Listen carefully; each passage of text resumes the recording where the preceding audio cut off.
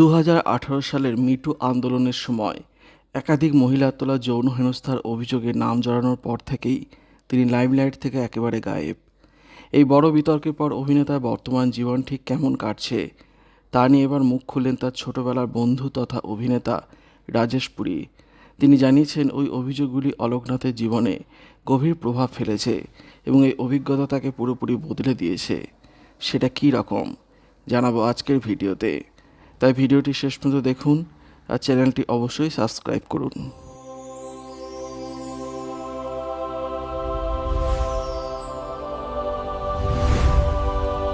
বহু বছর ধরে হিন্দি সিনেমার জগতে অন্যতম পরিচিত এক পিতৃসুলভ মুখ ছিলেন বর্ষিয়ান অভিনেতা অলোকনাথ।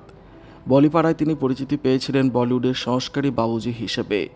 তবে 2018 সালের মিটু আন্দোলনের সময় একাধিক মহিলার তোলা যৌন হেনস্থার অভিযোগে নাম জড়ানোর পর থেকেই তিনি লাইমলাইট থেকে প্রায় গায়েব। এই বড় বিতর্কের পর অভিনেতা বর্তমান জীবন ঠিক কেমন কাটছে তা নিয়ে এবার মুখ খুললেন তার ছোটবেলার বন্ধু তথা অভিনেতা রাজেশ পুরী।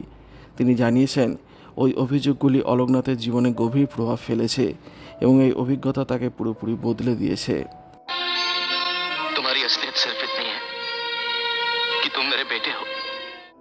সাম্প্রতিক একটি সাক্ষাৎকারে রাজেশ পুরী জানিয়েছেন বর্ষিয়ান এই অভিনেতা এখন চলচ্চিত্র জগৎ থেকে নিজেকে সম্পূর্ণ গুটিয়ে নিয়েছেন।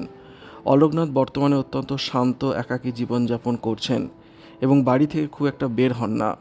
রাজেশের কথায়, যখন অলোকনাথের বিরুদ্ধে মিটু অভিযোগ উঠেছিল তখন সবাই স্তম্ভিত হয়ে গিয়েছিল, কারণ ও একজন সংস্কারী অভিনেতা হিসেবে পরিচিত ছিলেন। এই ঘটনার পর ও নিজেকে পুরোপুরি গুটিয়ে নেয়।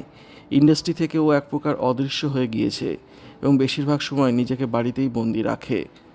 অলোকনাথের এই যন্ত্রণাদায়ক সফরের কথা উল্লেখ করে রাজেশ স্বীকার করেছেন যে তার দীর্ঘদিনের বন্ধু হয়তো অতীতে কিছু ভুল করেছিলেন, তবে এত কিছুর পরেও তিনি বিশ্বাস করেন যে অলোক মনের দিক থেকে অত্যন্ত ভালো এবং দয়ালু একজন মানুষ।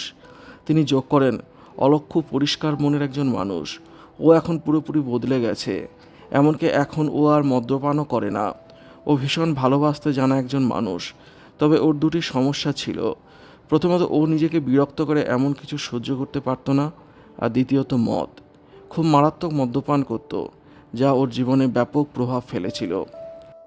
রাজেশ আরও জানান, একসঙ্গে বহু আউটডোর শুটিং শিডিউলে কাজ করলেও তিনি ব্যক্তিগতভাবে কখনো অলোকনাথকে কারোর সঙ্গে দুর্ব্যবহার করতে দেখেননি। তবে মদ খাওয়ার পর অভিনেতার আচরণ সম্পূর্ণ বদলে যেত বলে দাবি করেছেন তিনি বলেন, মদ খাওয়ার পর অলোকনাথ ভীষণ আক্রমণাত্মক এবং উগ্র হয়ে উঠতেন। রাজেশ জানান, অলোকনাথ এখন অভিনয় থেকে দূরে থাকার সিদ্ধান্ত নিয়েছেন এবং মানুষের সঙ্গে কথাবার্তা খুব একটা বলেন না। অনেকবার নিজের ফার্ম হাউসে আসার আমন্ত্রণ জানালেও অলোক প্রতিবারই তা উড়িয়ে গিয়েছেন বলে দাবি করেন রাজেশ পুরীর কথায়, আমি ওকে বলি বাড়িতে আয়, চল আমাদের ফার্ম হাউসে দেখা করি, ও স্রেফ এড়িয়ে যায়। মাঝে মাঝে ফোনে খুব সুন্দর করে কথা বলে, তবে প্রায়ই ওর মনে হয় যে একটি ভালো প্রতিভা এভাবে নষ্ট হয়ে যাচ্ছে। ও এখন অভিনয়ে কোনো অফার গ্রহণ করে না, বলে ও নাকি বাড়ি থেকে কাজ করছে। তবে আমার মনে হয় না ও এই মুহূর্তে খুব একটা বেশি কাজ করছে, কারণ ভেতর থেকেও গভীরভাবে আঘাত পেয়েছে। রাজেশ আরও জানান যে জীবনের এই কঠিন সময় মানসিক শান্তি ও সান্ত্বনা খুঁজতে সাম্প্রতিক বছরগুলিতে আধ্যাত্মিকতার দিকে ঝুঁকেছেন অলোকনাথ। তিনি বলেন, যা ঘটে গিয়েছে তা ঘটে গিয়েছে, আগুন ছাড়া তার ধোঁয়া বেরোবে না। ও নিজের কাজের জন্য খুবই অনুতপ্ত, আর যা ঘটেছিল তা কোনোভাবেই তার ভালো ছিল না। এখন যা কারো মুখোমুখি হতে চায় না ও। আমরা দুজনেই একসঙ্গে গুরুজিকে মানি। অলোকনাথ এখন তার দেখানো পথেই চলছে। ও গুরুজির সান্নিধ্যে এসেছে ঠিকই, কিন্তু যখন কোনো সৎসঙ্গের আয়োজন হয় তখন ও সেখানে আসে না। ভিডিওটি আপনার কেমন লাগলো কমেন্টের মাধ্যমে জানাবেন। ভালো লাগলে শেয়ার করবেন আর অবশ্যই চ্যানেলটি সাবস্ক্রাইব করবেন। ধন্যবাদ।